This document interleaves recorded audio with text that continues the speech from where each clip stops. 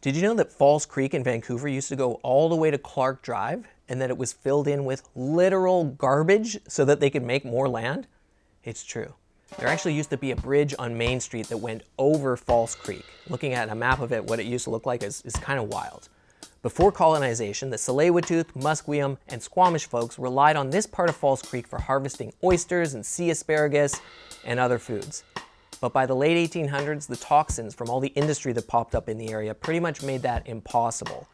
And a common nickname for Falls Creek back then was Creek. Can I say Arav, maybe put something over that when I say Anyway, the city started filling it up in 1912 because they wanted to make more industrial land as well as a railway terminal. They filled it with the dirt that they dug up while making the Grandview Cut when they then put the rail lines in there. And that's where they still run. The SkyTrain and the Millennium Line both operate along the cut. So if you've taken the SkyTrain, you've been in the Grandview Cut. It looks like a natural ravine.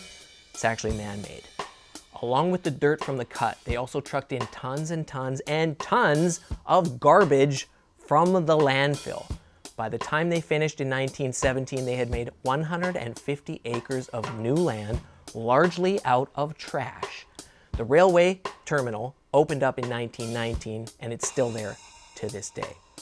Falls Creek Flats, as we know it, is named that because it used to mostly be mud flats when the tide went out. And the city was still talking about filling in more of Falls Creek all the way to Granville Street, the other direction, until the 1950s. It's been a while since a politician brought up the idea of doing that because it's, well, safe to say, it's not a good idea. So if anybody ever tells you that they think this area of Vancouver is garbage, they're not entirely wrong. And now you know.